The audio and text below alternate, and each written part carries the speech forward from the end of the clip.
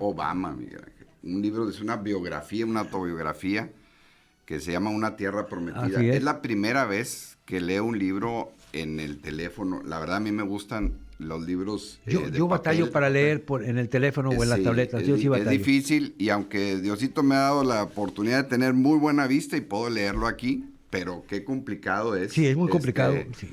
Pero el que quiera, de que tiene mi teléfono, se lo paso con mucho gusto, ¿no? Pero es muy Ponlo en el interesante. grupo. Sí, claro, se lo voy a poner en el grupo.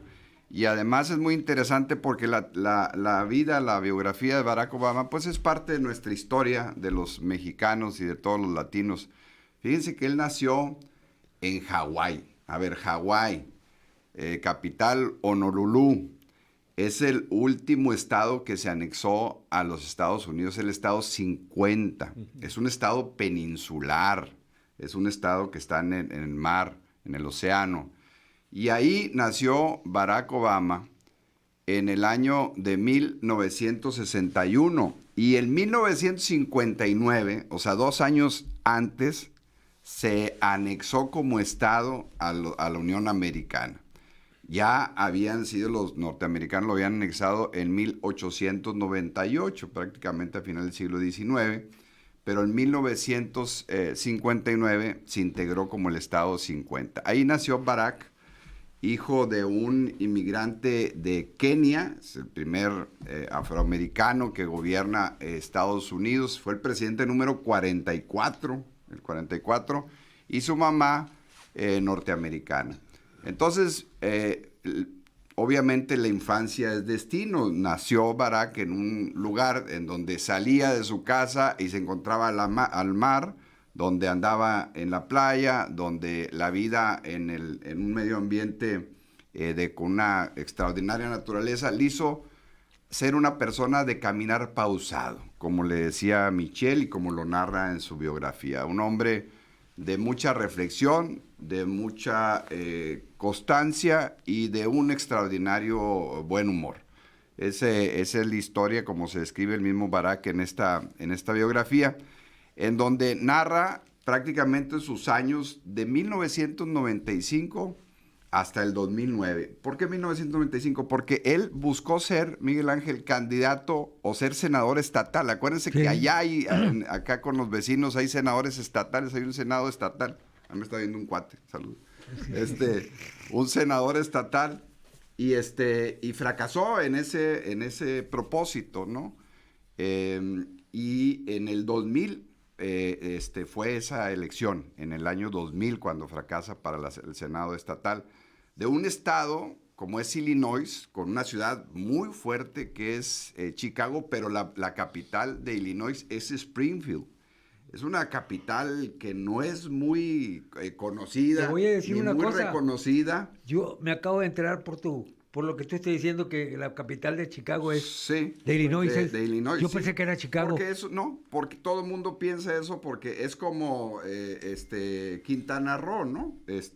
Mucha Cancún. gente piensa que es Cancún, Sí. ¿verdad? Y es Chetumal. Chetumal, ¿Por qué? tienes Porque razón. hay ciudades que prevalecen por encima de Sí, las de capitales, las ¿no? pues aquí- Entonces, bueno, como aquí aquí, Tamaulipas, sí.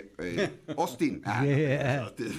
Entonces, como Victoria, pues. Entonces, la historia de Barack empieza en esta narración con esos viajes que tenía que hacer durante más de 3 horas de Chicago hasta Springfield, y donde él comenta su sueño de participar en política. Ya se había graduado de abogado en Con beca, Harvard. en Harvard con beca, porque ahí nomás con beca te puedes Sí, graduar, o que seas hijo exacto. de un jaque árabe, ¿no? Y Michelle, su esposa, también gran abogada, Con beca y también. también se conocieron en un despacho jurídico. Y a él, aparte de la chamba jurídica que hacía en el despacho, le gustaba mucho promover la participación ciudadana. Ese fue el gran contacto que narraba Miguel Ángel de buscar los apoyos, los votos. Acuérdense que en Estados Unidos el financiamiento de las campañas es muy privado prácticamente.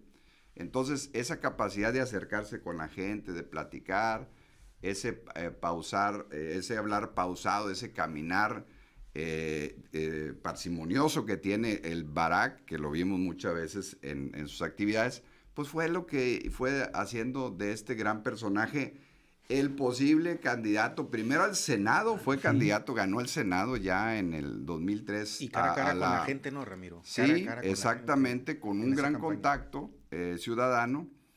Y una vez ganando el Senado, pues entró a ese gran oportunidad, gran élite de estar en el área de los demócratas y había sido el quinto afroamericano en llegar al Senado. al Senado.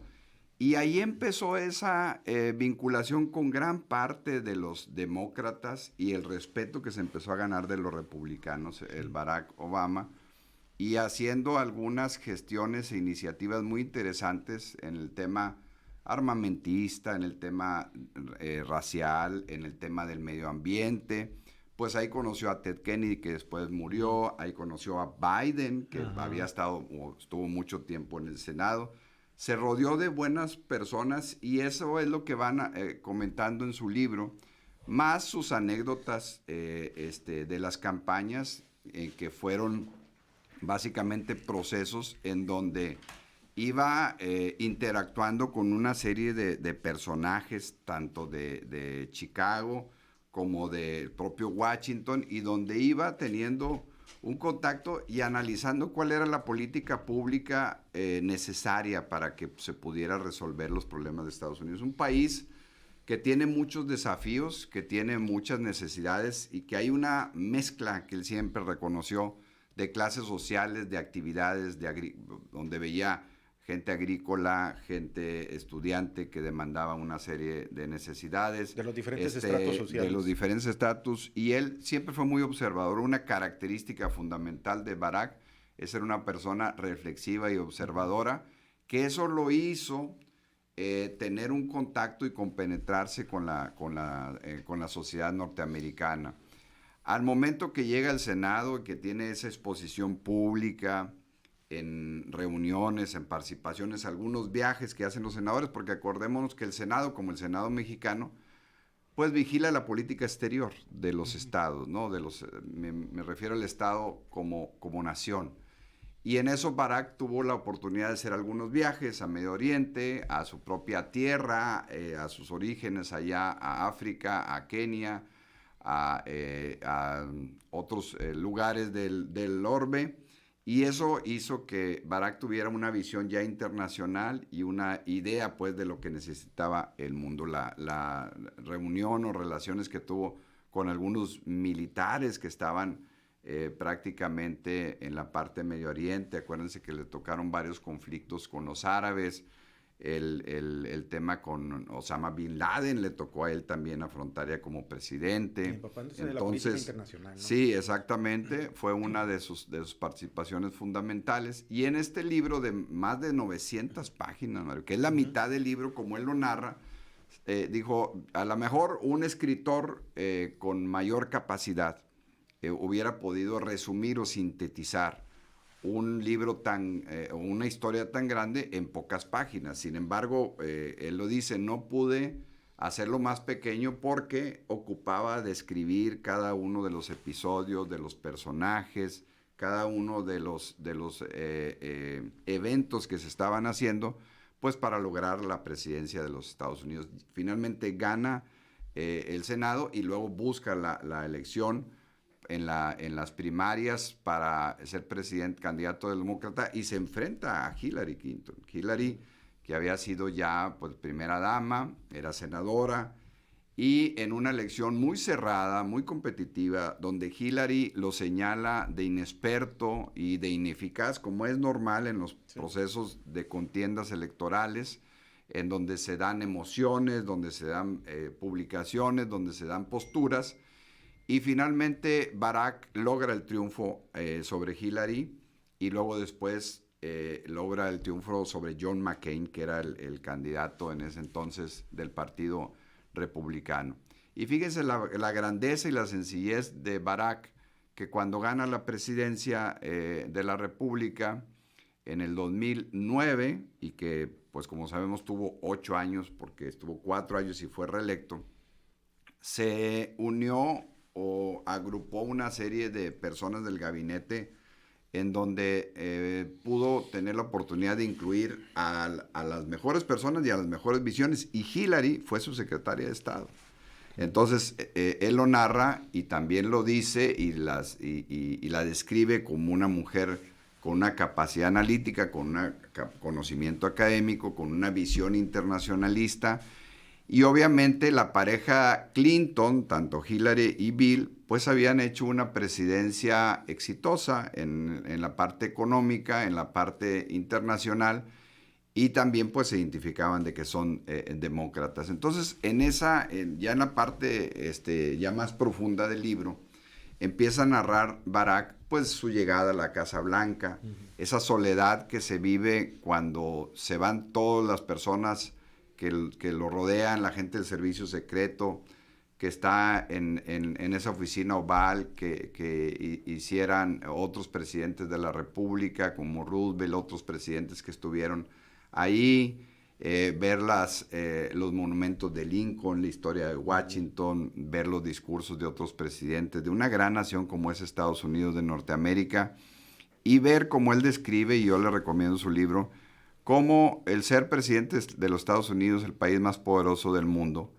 pues es un trabajo como todos, un trabajo donde requiere mucha disciplina, mucho orden, donde trabajas prácticamente 18, 20, 21 horas diarias. De hecho, cuando él termina, al final del libro, habla que después de que terminan los 8 años se va a dormir, a descansar un mes después de estar 8 años sin prácticamente dormir por el trabajo tan extenuante. Pero en el sentido de la convivencia, de la colaboración, pues es como estar en una oficina, él mismo la describe, con gente, con colaboradores, donde tiene que estar leyendo informes, donde tiene que estar redactando, donde tiene que estar tomando decisiones tan complicadas como ordenar un asesinato, ordenar que se ejecute a alguien. Es impresionante cuando lees que eso no le sucede a ningún presidente del mundo, nada más el presidente de Estados Unidos, donde tiene que dar la orden de aniquilar físicamente a alguien y decir, bueno, pues está causando un daño internacional. Por eso la lectura de Barack y la lectura de este libro te da la dimensión del poder que tiene Estados Unidos y pues la participación en el concierto de naciones como un país que ejerce la política exterior como si fuera un juez o como si fuera un policía. Como en las películas. Como en las películas. Ramiro, cuentas, impresionante cómo dice que está con los sargentos viendo la operación con Osama Bin Laden y viendo el momento justo donde le disparan para terminar con ese terrorista. Y cómo a final de cuentas la asesoría política de los asesores políticos y a final de cuentas él tomar la decisión. Sí, junto con exactamente. Y ahí en el libro vienen las fotografías donde él está sentado con los militares retirados, militares en activos, y donde están viendo esa operación minuto tras minuto. Bueno, es una narrativa complicada porque pues nos enseñan a nosotros el no matarás en el libro. Ellos juran ante la Biblia, los presidentes de Estados Unidos, y tener que romper eso, yo siento que es una situación por eso lo extenso del libro, muy complicada. Porque tiene que explicar. Muy complicado. Tienes en tu espalda la responsabilidad de la nación. Exactamente. Entonces, de veras que ejercer el poder, y por eso, y el poder, me recuerdo ahorita el libro de Moisés Naim, que se los compartí alguna vez aquí, El fin del poder, que dice, el poder es hacer que alguien haga o deje de hacer algo. Y entonces Estados Unidos busca ejercer el poder en ese sentido para obligar y presionar de que se hagan cosas o que alguien las deje de hacer. En este caso de que los terroristas no ataquen, no invadan, o que alguien haga algo en favor de la paz o la democracia, el medio ambiente. Entonces una narrativa donde se ve la parte militar, la parte del medio ambiente. Habla obviamente de Biden mucho, de su trabajo, de su labor. Le reconoce a Hillary, le reconoce a republicanos impresionantemente capaces, y empieza el libro diciendo que él se sentía mal dejar la presidencia de la República a alguien diametralmente opuesto a sus ideas como fue Trump. Sí. O sea, así empieza narrando, dijo, nos vamos con un dejo de nostalgia y de tristeza. Quitarles de preocupación. Sí, claro, por haber, entonces fíjense, lo acaba de publicar apenas y pasaron solamente 4 años, porque bueno, sabemos que no hubo reelección.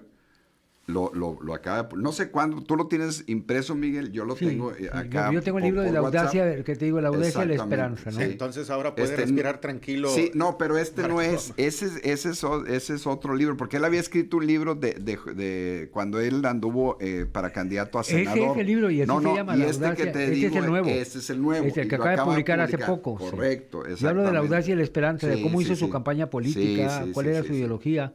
Exacto. Y mira, y hay cosas que muchos desconocen. Nadie ha deportado más migrantes que Obama. Exactamente. Así es. Nada más que te voy a decir una cosa, nunca humilló. No, exactamente. Es la diferencia. No humilló, no denostó, no denigró a ninguna nacionalidad.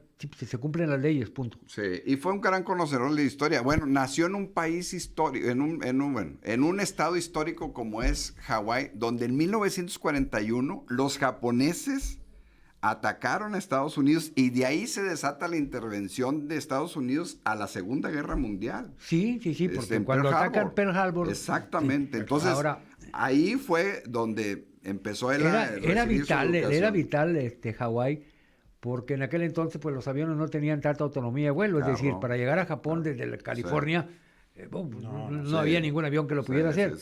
Entonces la flota del Pacífico podía estacionarse ahí. Era una base natural. Sí. Y de ahí podían partir algunos aviones que tenían un poquito más.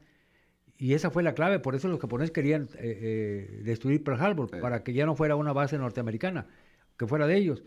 No les salió bien el chiste porque iban por los portaaviones el día del ataque y cuando se dieron cuenta que no estaban los portaaviones, hundieron algunos acorazados, pero no hundieron ningún portaaviones. Estaban muy lejos todavía de Hawái. Sí. Y entonces ya Yamamoto ya no quiso volver a atacar. Dijo, ¿por qué? Dijo, porque si volvemos a atacar, ya nos van a estar esperando. Sí. Ya perdimos el factor sorpresa. Uh-huh. Y él mismo lo dijo, acabamos de despertar un tigre que no vamos a poder domar. Y en ese estado y en ese territorio pues nació Barack Obama. Entonces narra cada uno de los sucesos y las decisiones que tienes que tomar como presidente de los Estados Unidos. Qué complicado en las cuestiones económicas, de guerra, de salud. Habla del Medicare, habla de lo que la reforma al tema de salud, que fue muy interesante porque una parte de este programa está financiado con los impuestos de los sueldos y otro por parte del gasto social. Muy keynesiano, Miguel. Sí, es keynesiano. Muy keynesiano. Y ahorita el Tesoro de Estados Unidos es 100% Keynes, que también todavía es apoyar el gasto social para el desarrollo económico. Va a ser muy interesante ver ahora el desempeño de Biden con él. Que creo que también va a seguir con la escuela keynesiana, porque ya no le queda otra. No, bueno, el secretario del Tesoro. Pero ya ves que Keynes fue denostado y atacado por las corrientes neoliberales, y ahora resulta que es la doctrina que puede sacar adelante a los países. Regresa Keynes en el siglo XXI. Fíjate nada más, y fue el que sacó Inglaterra de la debacle, ¿no? Las teorías keynesianas. Tú desarrollas el gasto público, el bienestar social. Ahora puede estar tranquilo Obama porque Trump no se reelige. Exactamente, y obviamente la visión de Barack es una visión muy compartida con Biden, que lógicamente pues se llevan, y él lo dice, era un hombre que le lleva 19 años de diferencia entre uno y otro, ¿no? Cuando estaban de presidente y de vicepresidente. El otro una gran carrera en el Senado, Barack, pues prácticamente pocos años en el Senado porque no terminó. Como novato. Y un novato. Pero le bastaron para ser presidente de los Estados Unidos. Sí, exactamente. Y esa fue la visión de haber conjugado esa imagen de un afroamericano con capacidad, un buen abogado, y ese trato hawaiano, y ese caminar, y ese acercarse con la gente, y los discursos que los fue afinando, muy humanos, y con una característica de mucha empatía con el ciudadano norteamericano, pues logró ser el presidente número 44 en la historia de Estados Unidos, inédito porque nunca había habido un presidente y también una primera dama muy inteligente. Sí, porque Michelle también le apoyó mucho y también es muy destacada. Sí, exactamente. Yo pensé que iba a participar. Y ahí describe su noviazgo en el libro. Exacto. El hermano de Michelle no sabía, es un gran jugador de baloncesto. Mario, por ahí te voy a pasar el nombre, debes de tenerlo ubicado. Buscarlo. Y decían que no se iba a casar con nadie, decían la mamá y el hermano, porque era muy exigente. Y entonces dice, Barack dijo, me gustó mucho porque su trato, porque me exigía mucho y a mí me gusta mucho que me exija. Entonces es como Yogas, el temerario medio mandilón. Sí. Entonces hace No, pero tú sí eres mandilón. Sí, el otro claro. era medio nomás. Medio, Sí, exactamente. sí. Así como Adán. Sí, exacto. Entonces, No, Aparicio es mandilón completo. y hace esa narración entre la pareja, sus hijas también describen ahí pues, la vida en la Casa Blanca de una familia y la relación que tienen pues con todo lo que es Estados Unidos y con todo el mundo, ¿no? Compártenos el libro, Ramiro. Sí, claro que sí, se los voy a poner en el grupo. Ramiro, gracias por tu participación esta mañana. Contrario. Ya antes de irnos a Excelente, corte, como una tarea para Aparicio, ¿te acuerdas de ese monolito que apareció en el desierto de Utah? Ese monolito de metal que nadie sabe quién lo puso y que ha sido motivo